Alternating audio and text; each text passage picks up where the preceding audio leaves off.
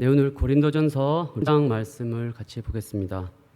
제가 지난달에 고린도전서 1장 말씀, 1장 후반부 말씀을 전했는데 이 고린도전서 1장에서 4장까지의 이 중요한 주제는 1장 11절에서 12절에 있는 보시면 거기서 나오는 이제 나는 누구에게 속했다, 나는 바울파다, 나는 아볼로파다, 나는 12절에 나오죠. 게바에게, 그리스도에게.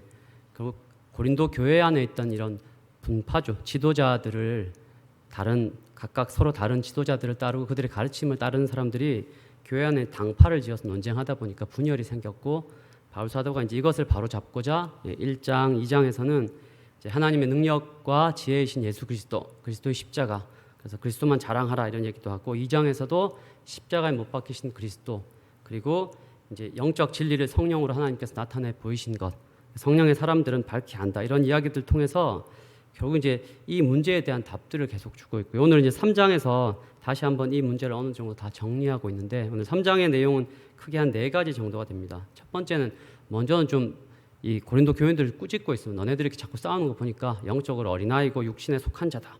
이제 그렇게 좀 설명하고 있고, 두 번째로는 이제 이들이 영적 지도자는 그럼 일꾼은 뭔가, 그 사람들의 역할은 뭐고 한계는 무엇인가 이런 내용들을 좀 설명하고 있습니다. 그래서 교회의 기초 어떻게 그러면 좀 잘 쌓여져야 되는가, 하나님의 심판대 앞에서도 영원히 불타서 없어지지 아니할 바른 것들로 좀 교회가 세워져야 된다. 이제 그것들을 좀 이야기하고 있고, 끝으로 이 분쟁이 아마 원인이 됐던 이들 고린도 교인들 속에 있는 이런 좀 세상 지혜 자랑하는 것들, 이런 것들 하지 말라, 어리석은 자가 되라라고 얘기하고, 결국 이들이 이제 더 이상 사람 자랑하지 말아야 될 것을 강조하면서 그렇게 한 4가지 정도 이야기들을 바울 사도가 하고 있습니다. 그럼 본문을 한번 살펴보겠습니다. 첫 번째 1절에 보시면 내가 이제 신령한 자들 대함과 같이 너에게 말할 수가 없어서, 왜냐 이 사람들이 신령한 자가 아니기 때문에, 그래서 육신에 속한 자, 반대가 되는 거죠. 육신에 속한 자, 그리스도 안에서 어린아이를 대함과 같이 그렇게 너희를 대하고 있다, 이렇게 이야기하고 있습니다. 뭐 쉬운 말로 하면, 경상도 말로 하면 너네 이렇게 자꾸 하는 거 보니까 아직 알라구나, 애구나, 이렇게 얘기하고 있는 겁니다. 그래서 바울 사도가 2절에서 보면 내가 너희를 저주로 먹이고 밥으로 아니하였다. 젖은 아마 뭐 아주 신앙의 기초적인 것들이겠죠. 왜냐면 이들이 영적 어린아이이기 때문에. 그래서 이제 이들이 이런 것밖에 못 먹기 때문에 밥으로 하지 못했는데, 문제는 처음 바울 사도가 이제 이 고린도 교회를 개척할 때만 그런 게 아니라 지금 편지를 쓰고 있는 지금도 너네가 여전히 이렇게 어린아이이기 때문에 내가 이렇게밖에 할 수 없다라고, 이제 결국 이들이 영적으로 어린아이다, 육신에 속한 자라고 되게 이들 꾸짖고 있는 내용입니다. 근데 알다시피 이제 고린도 교회, 저희 고린도전서 뭐 12장, 14장 이런 데 보시면 고린도 교회에 보면 막 예언도 하고 방언도 하고 뭔가 나름대로 이 교회의 영적인 은사, 신비한 체험들도 하는 교회입니다. 뭐 나름 막 영적인 뜨거운 것들도 있고 한 이런 교회인데, 왜 바울 사도는 이런 교회 사람들을 이렇게 어린아이다, 너네 육신에 속한 자다라고 이렇게 이야기를 하고 있을까? 그 이유는 3절에 있는데, 그 대답은 이들이 이제 왜 육신에 속한 자라고 얘기하느냐면 시기와 분쟁, 겨우 이제 싸우기 때문이라는 겁니다. 이들 속에 시기와 분쟁이 가득하기 때문에 이들이 혹시 뭐 영적인 걸 좀 뭔가 아는지도 모르겠어요. 뭐 예언을 하는지도 모르겠고, 뭔가 이들이 이것저것 영적인 활동도 하는지 모르겠지만 이런 걸 하고 있다 하더라도 이들이 시기와 분쟁하고 있기 때문에 영적인 어린아이다, 이들이 육신에 속한 사람이다라고 이야기하고 있는 것입니다. 결국 이제 교회 안에서 우리가 뭔가 활동을 많이 하고 뭔가를 알고 뭔가를 체험했고 은사도 있고 기도와 찬양 뜨겁고 뭐 이런 것들이 있다고 하더라도 우리가 시기와 분쟁, 교회 안에 다툼을 일으킨다면 오늘 이 말씀에 의하면 아직 육신에 속한 자, 영적으로 어린 아이다라는 것입니다. 이제 이 말씀과 관련돼서 갈라디아서 저희가 5장 19절에서 21절을 한번 찾아볼까요? 잠깐. 갈라디아서 5장 19절에서 21절. 구약 308페이지에 있습니다. 갈라디아서 5장 19절에서 21절에 보면 바울 사도가 이제 육체에 속한 육체의 일이 무엇인가, 여기 분명하게 이야기하고 있는데, 음행, 더러운 것, 호색 쭉 이야기하는 중에 분쟁, 시기, 분냄, 당짓는 것, 분열, 이단 쭉 있습니다. 이게 쭉 세어보면 한 15가지 정도, 물론 이제 예로 든 게 15가지인데 15가지 중에 이 분열 다툼과 관련된 게 대략 한 6가지 정도가 됩니다. 그러니까 뭐 한 40% 정도. 물론 이제 예시를 든 건데 육체의 일에 속하는 여러 가지 것들 중에 분열 다툼과 관련된 게 한 40% 정도. 굉장히 많죠. 왜 이렇게 이걸 중시역에서 이런 것들 예를 많이 들었을까? 당연히 이제 이게 중요하기 때문이기도 하고 이런 일들이 문제가 많이 되었기 때문에 아마 이렇게 하지 않았을까? 당연히 이제 초대교회 그렇죠. 다양한 출신들, 다양한 배경의 사람들이 다양한 사상과 생각을 가진 사람들이 모이다 보니 그 안에서 아마 다툼, 분열이 많았기도 했겠고 그리고 또 중요한 게 당시는 신약 성경이 제대로 이제 정리가 돼서 보급되지 않은 상태이죠.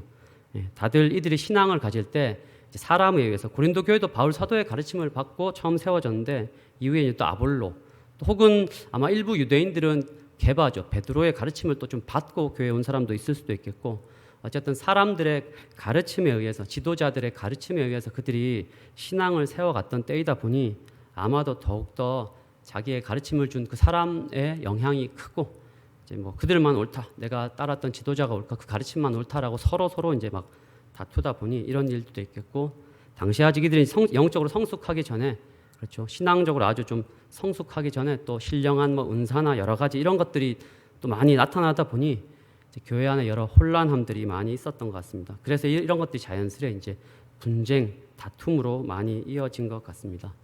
근데 이제 안타까운 건 뭐 초대교회 때는 상황이 이래서 분쟁, 다툼이 많았구나. 그래서 바울 사도가 갈라디아에서도 이런 것들 많이 적었구나 하는데 신구약 성경이 다 완성돼 있고 해석과 설교도 많이 있는 오늘날도 안타깝지만 이제 한국 교회 안에 또 세계 교회 곳곳 안에 시기, 다툼, 당직호 분열되는 일들이 많이 있다는 것입니다.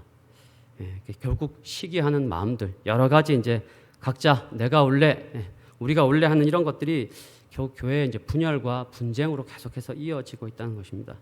제가 이제 이 말씀을 좀 보다가 대학 시절이 좀 생각나더라고요. 그러니까 제가 처음 그 대학 가서 뭐 선교단체 때 그 재밌었던 기억이 이제 뭐 또 유명한 목사님이죠. 마틴 로이드 존스 목사님. 누군가 막 이분이 훌륭하고 이분의 가르침이 막 해서 되게 훌륭한 것 같아서 그분 말씀을 들어온 줄 알았는데 좀 있다가 누가 존 스토트 목사님 훌륭한 목사님 막 얘기해서 그런가 하다가 보니까 또 있더라고요. 그러니까 스펄전 목사님이 막 하면서 사실 이게 훌륭한 분들이에요. 이게 끝이 아니더라고요. 나중에 셰퍼 목사님이 있는데 세계관, 변증 그렇구나.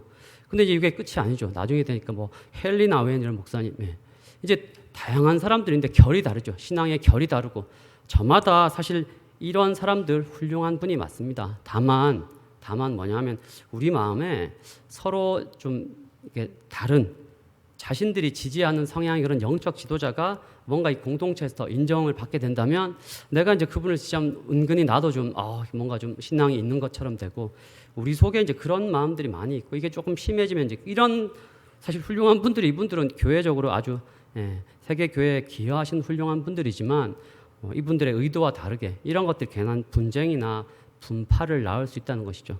사실 이분들은 각자 주어진 시대 성경 속에서 자신들의 사명을 감당한 훌륭한 분들일 뿐입니다.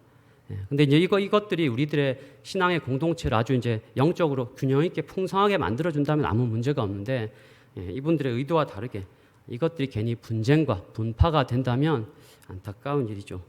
제가 이제 신대원에 들어가서 이제 채플 한 번씩 채플 듣는데 아마 강북 고려대 인근에 있는 어떤 교회 어떤 교회 목사님께서 한번 오셔서 말씀을 전하셨는데 참 이렇게 그분이 이제 부임했던 교회의 상황들을 이렇게 이야기해 주시더라고요.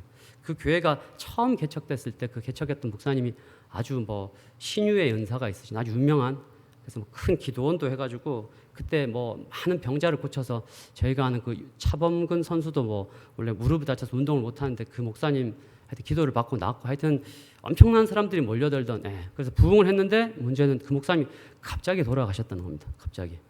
그러다 보니까 교회에 갑자기 이제 지도자가 부재하면서 그때부터 이 교회가 엄청나게 부흥했던 교회가 이제 문제가 크게 생기게 됐답니다.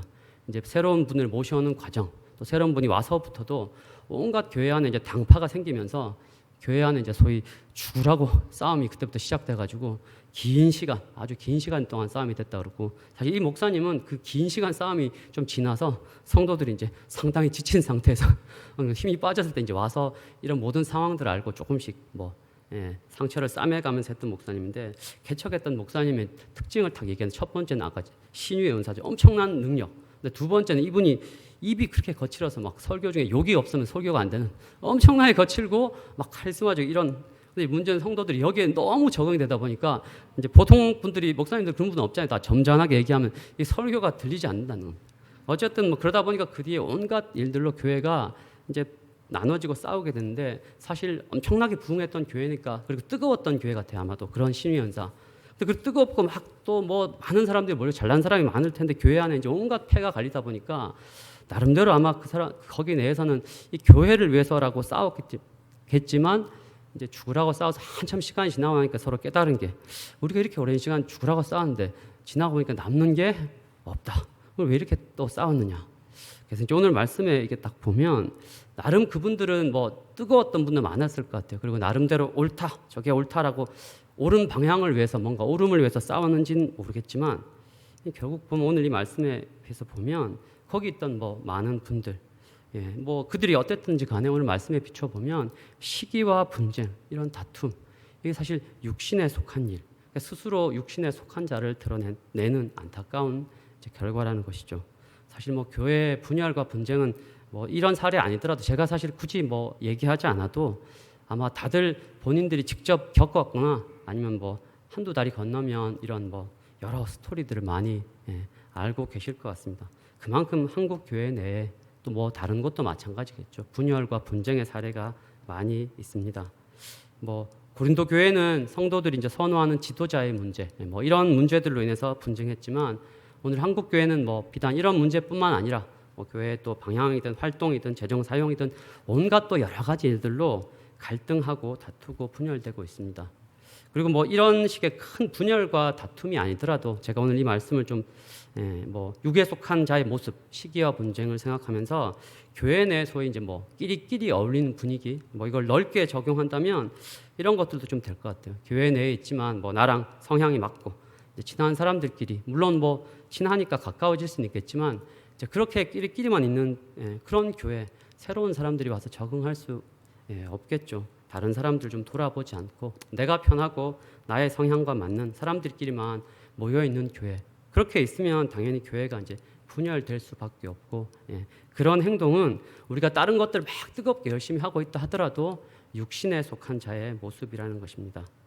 결국 우리가 이제 이걸 통해 좀 명심해야 될 게 명분이 무엇이든 이유가 무엇이든 서로 편이 나뉘어져서 시기하고 큰 다툼과 분열로까지 이어진다면 그게 뭔가 나름대로는 어떤 명분을 가진 귀한 싸움이라고 착각할 수 있지만 그게 육신에 속한 일이고 우리가 육신에 속한 자라는 것을 드러내는 행동이라는 것입니다.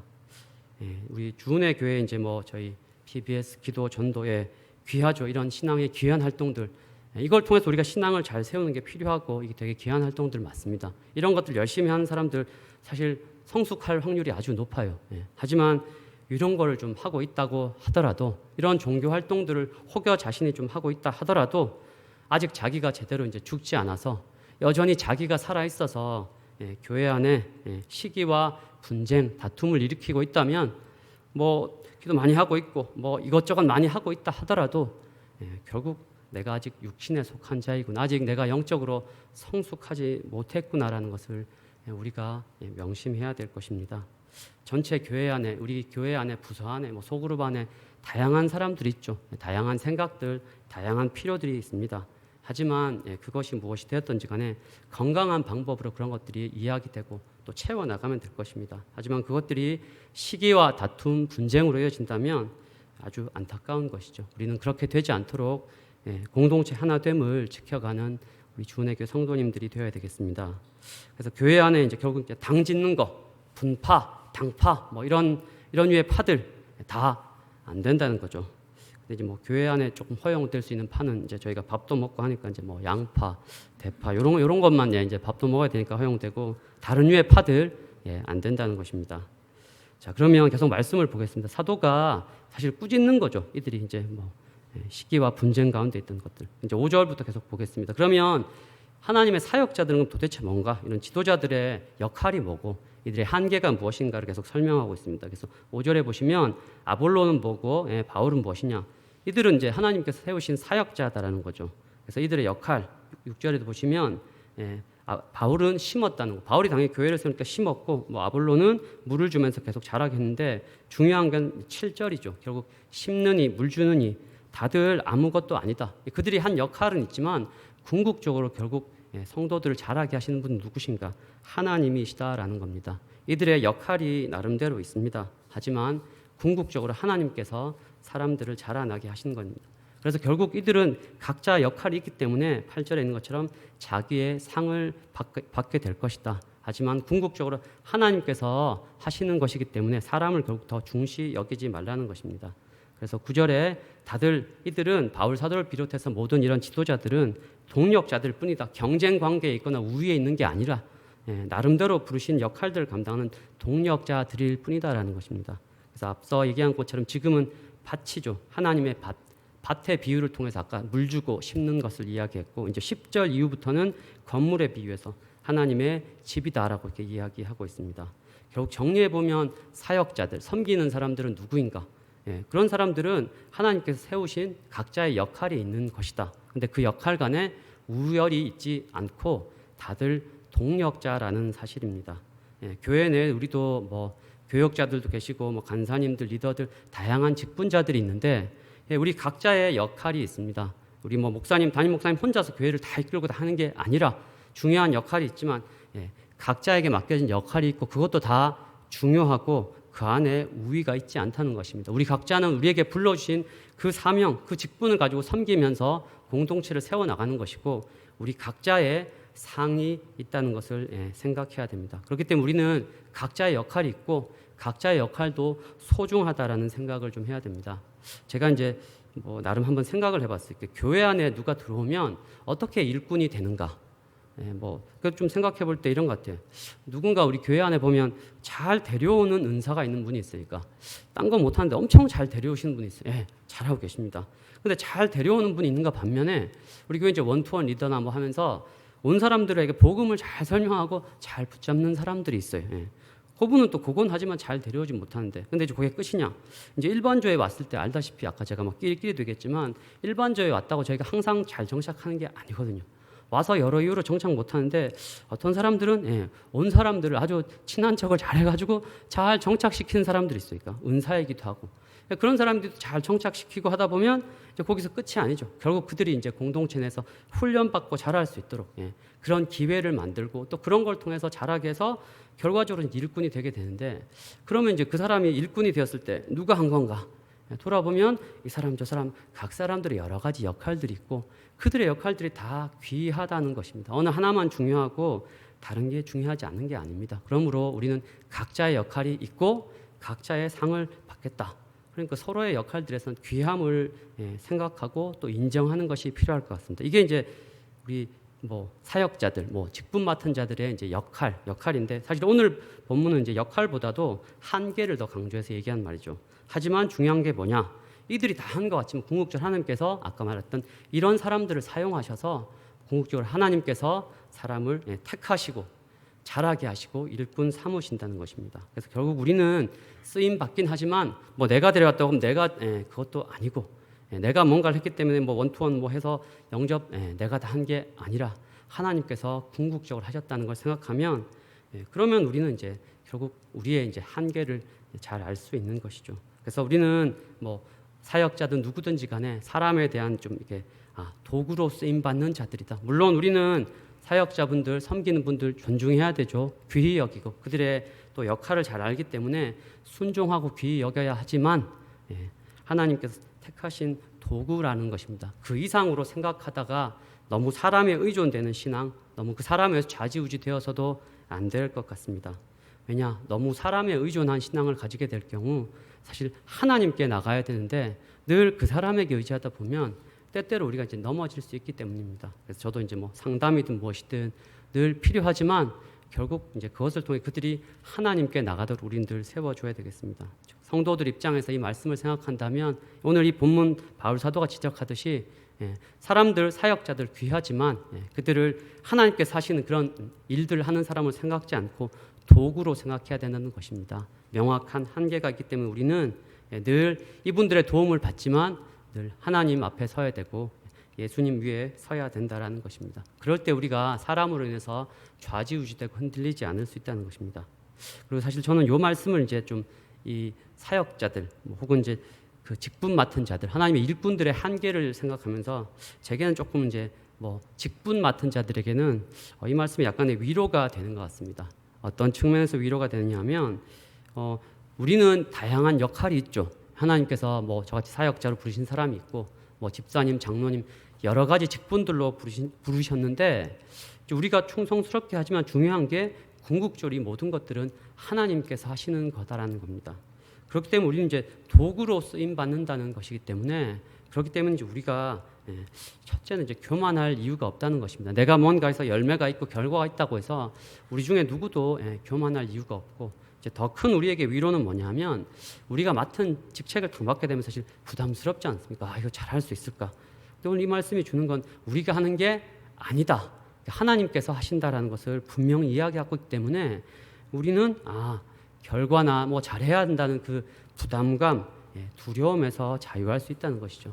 결국 우리는 부르심을 받았고 우리의 역할이 있지만 우리는 그저 충성스럽게 행하면 된다는 것입니다. 결과는 오늘 보시면 알겠지만 궁극적으로 잘하게 하시는 건 우리는 충성스럽게 열심히 하지만 하나님께서 하시는 거다.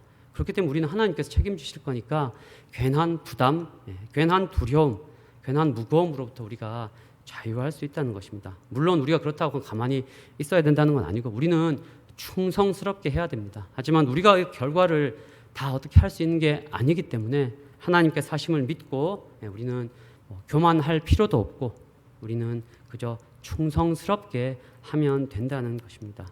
그래서 이런 것들이 참 이 직분 맡은 자들에게는 오히려 이 말씀이 또 위로가 되는 말씀인 것 같습니다. 어쨌든 사도는 이 말씀들을 통해서 결국 이 하나님께서 그 일을 맡기신 일꾼들의 역할 또 그들의 한계에 대해서 명확히 이야기하고 있습니다. 계속해서 10절부터 말씀을 보겠습니다. 이제 앞서 9절에 있는 하나님의 밭이오라고 해서 우리 5절에서 8절까지는 밭의 비유로 해서 이것들을 설명한 것이고 10절부터 그 이후 15절까지는 이제 하나님의 집, 결국 교회를 하나님의 집으로 이렇게 비유해서 그 개념으로 어떻게 이제 교회가 건축되어야 되는지를 좀 설명하고 있고 그러면서 교회를 세워 나가야 되는 지도자를 향한 일종의 이제 좀 경고의 말씀, 바른 재료를 가지고 세워야 된다는 그 이야기들을 10절 이후부터 하고 있습니다. 말씀을 보겠습니다. 10절에 보시면 이제 바울 사도가 은혜를 따라서 지혜로운 건축자 같이 이제 터를 닦아 이제 집의 비유로 교회를 설명하고 있습니다. 자신은 터를 닦은 것이다. 그러니 자신 이후에 이제 아볼로든 또 그 이후에 교회 많은 지도자들이 터 위에다가 이제 집을 이렇게 지어 나간다. 교회를 세워 나갈 것인데 조심하라라고 아마 이제 이 말씀은 1차적으로는 그렇죠. 고린도 교회 이제 지도자들, 교사들을 향해서 경고하고 있습니다. 바울 사도는 11절에 자신이 닦아둔 터, 물론 바울 사도가 닦아대지만 바울 사도의 터가 아니라 예수 그리스도죠. 바울 사도는 예수 그리스도의 터 위에다가 교회를 분명히 세우고 있고 그렇기 때문에 이 터는 누구도 이 터를, 이 기초를 바꿀 수 없다고 이야기하고 있습니다. 바울 사도가 세웠기 때문에 바꿀 수 없는 게 아니라 예수님의 보혈의 공로로 교회가 세워진 것이기 때문에 이 예수 그리스도를 대체해서 어떤 사람이든 어떤 사상이든 이제 그런 것들로 결코 대체되면 안 된다라고 이 터를 아주 견고히 세워야 될 것을 11절에 이야기하고 있습니다. 그리고 이제 그 이후에 이 터 위에다가 건물을 지을 것을 이야기하고 있습니다.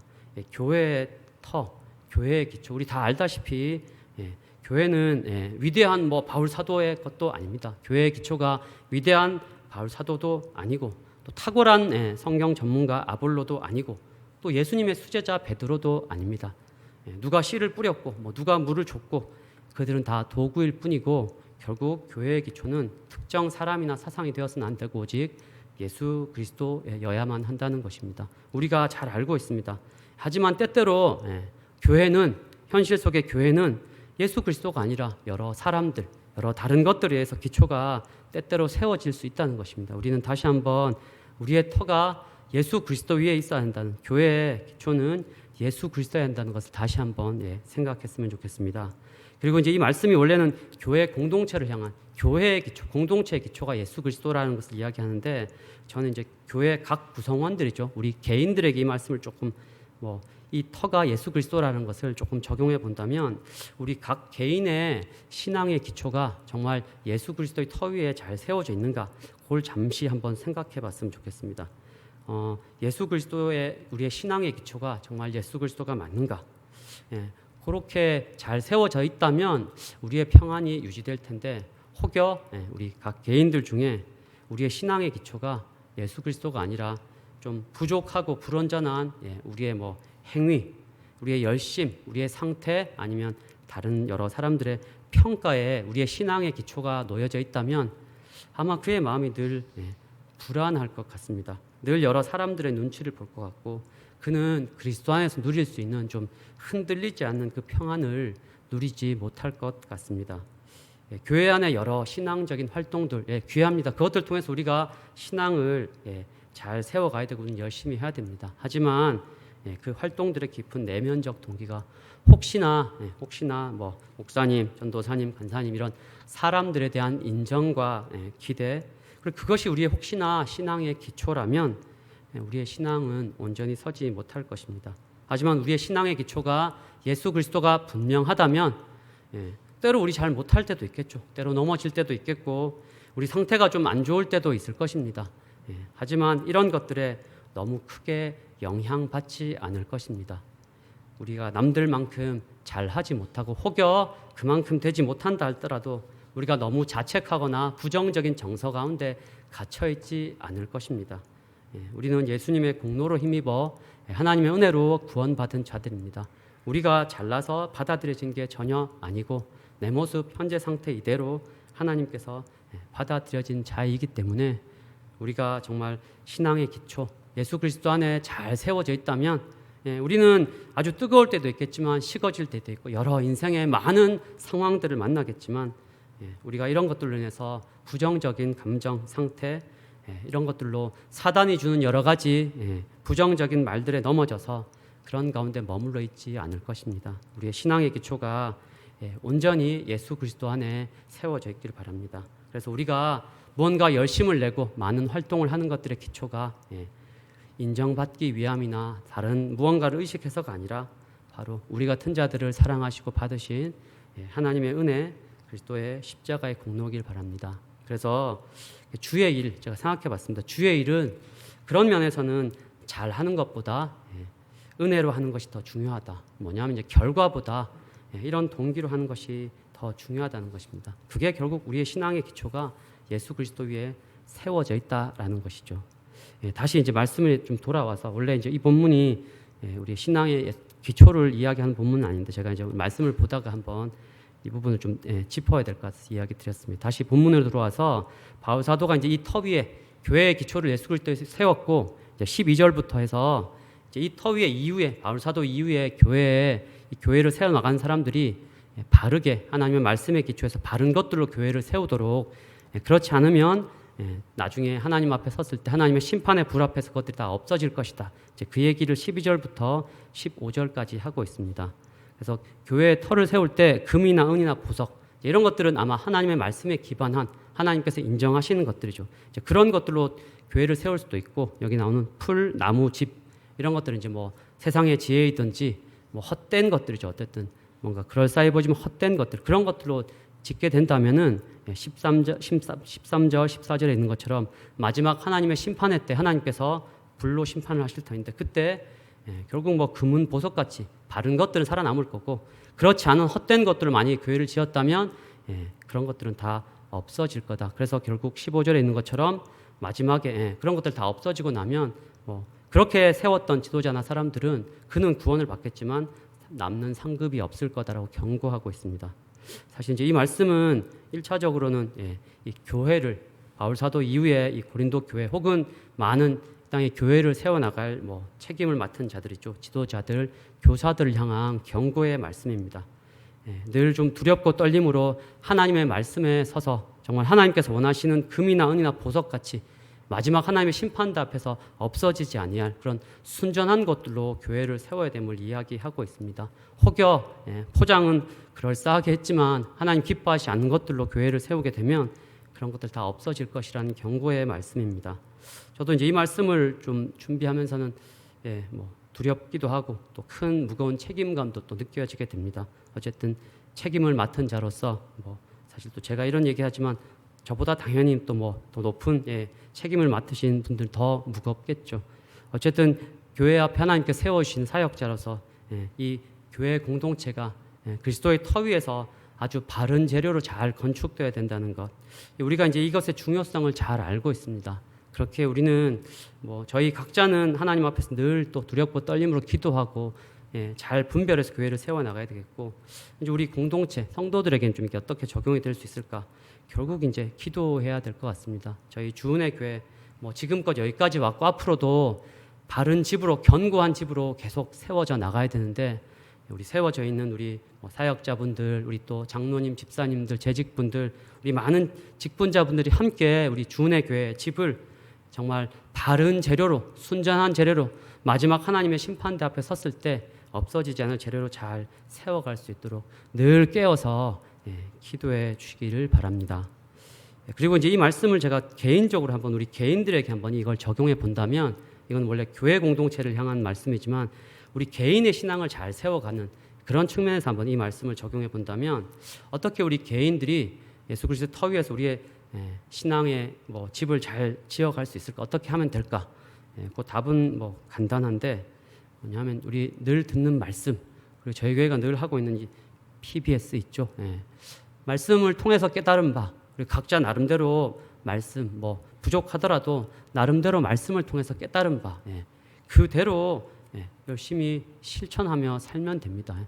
하나님께서 자신의 뜻을 이 성경에 충분히 다 기록하셨고, 아주 중요하고 강조하시는 것들은 성경에서 반복적으로 분명하게 나와 있기 때문에 우리가 깨달은 것, 분명히 아는 것, 그것들 실천하면 됩니다. 그러면 아마 하나님의 심판대 앞에 섰을 때 하나님이 물으시면, 하나님, 저는 주은혜 교회에서 들은 말씀대로 또 거기서 나름대로 PBS 하면서 깨달은 대로 제가 그거 열심히 나름대로 이렇게 또 적용하라 그래서 제가 부족하지만 구체적인 적용 사소해 보여도 이런 거 하면서 저 나름대로 이렇게 해봤습니다. 아마 그렇게 이야기하면 될 것 같습니다.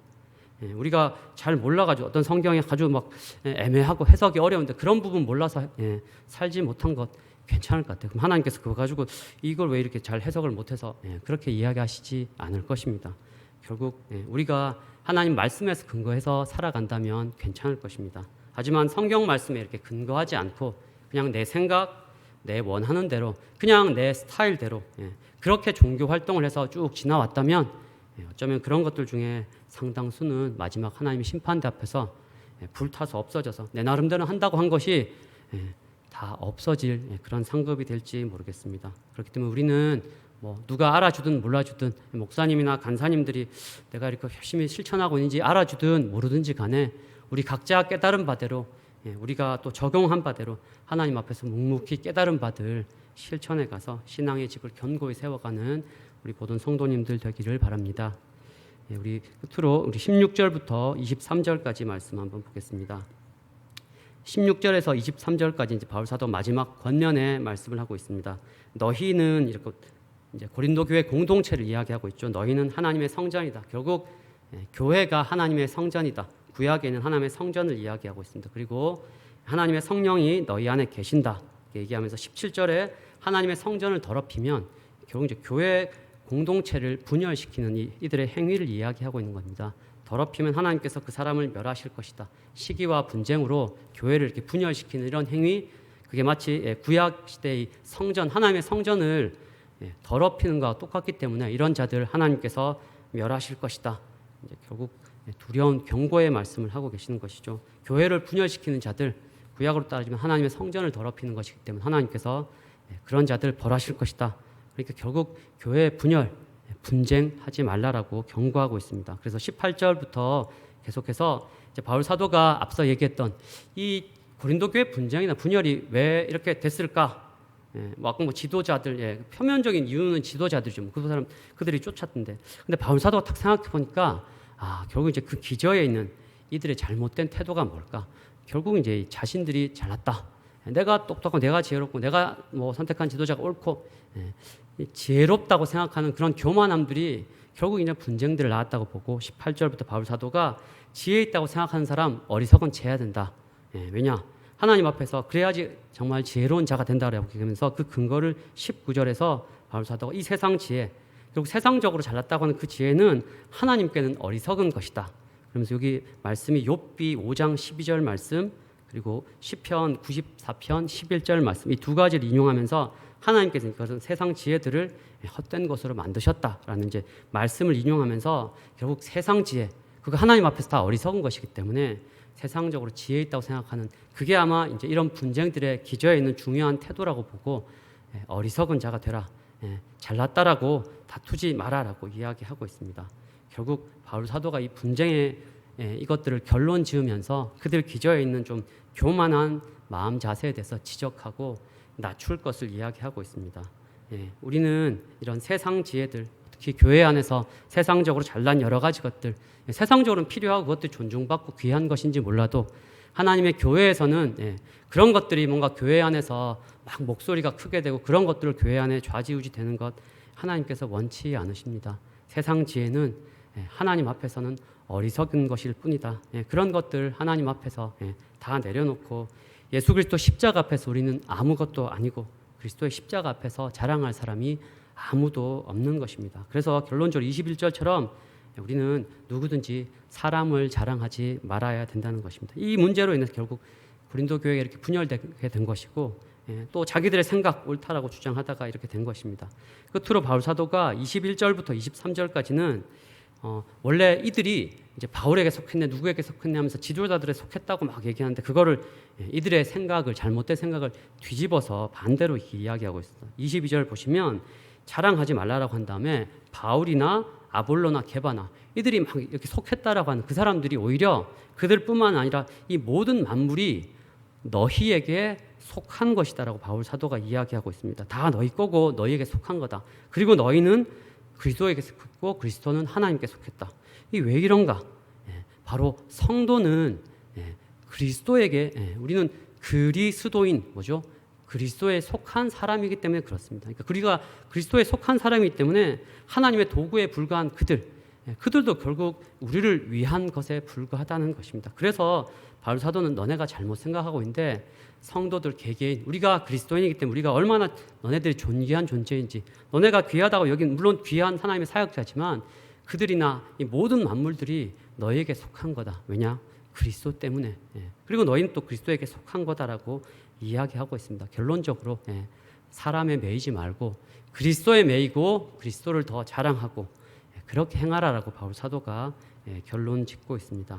그렇습니다. 우리는 예수님의 공로로 구원받은 그리스도인입니다. 그래서 우리는 예수님만 자랑해야 될 것이고 예수 그리스도 안에서 한 형제와 자매로 늘 하나됨을 유지해야 될 것이고 우리의 신앙의 기초, 우리의 소망의 기초도 늘 그리스도 안에만 두며 살아가는 그런 우리 모든 성도님들이 되어야 되겠습니다. 말씀을 제가 마무리하고 마치도록 하겠습니다. 오늘 말씀에 제가 여러 가지 한 4가지 정도 메시지를 전했습니다. 첫째는 시기와 분쟁에 대해서 우리가 교회 안에서 이런저런 활동도 하고 뭔가 영적인 뭐 은사나 뭔가 있다가 할지라도 우리가 시기와 분쟁한다, 다툰다라고 한다면 안타깝지만 우리는 육신에 속한 자, 육신의 행동을 하고 있는 자라는 것을 깨닫고 우리가 이것들을 명심해야 된다라는 것입니다. 그리고 하나님께 세우신 사역자들, 그들의 역할, 또 우리 모든 직분자들의 역할을 귀히 여기는 것, 그리고 그들의 한계를 분명히 알아서 그 한계 안에서 우리가 인정하고 의지해야 된다라는 것입니다. 그리고 하나님께서 그 세우신 이제 사람들이죠. 하나님께 세우신 사람들 귀함을 알지만 그들의 한계도 분명히 알고, 그리고 우리 교회의 기초 예수 그리스도가 되어야 되고 우리 신앙의 기초도 예수 그리스도에 되어야 된다는 것을 제가 이야기 드렸습니다. 그리고 교회 안에 바른 기초가 세워질 수 있도록 늘 기도해야 될 것이고 우리도 말씀대로 살아갈 것을 이야기 드렸습니다. 오늘 좀 말씀을 통해서 여러 가지 제가 메시지들을 전했는데 각자에게 주신 적용거리들, 각자에게 주신 깨달음들 가지고 이 시간 한번 기도하도록 하겠습니다.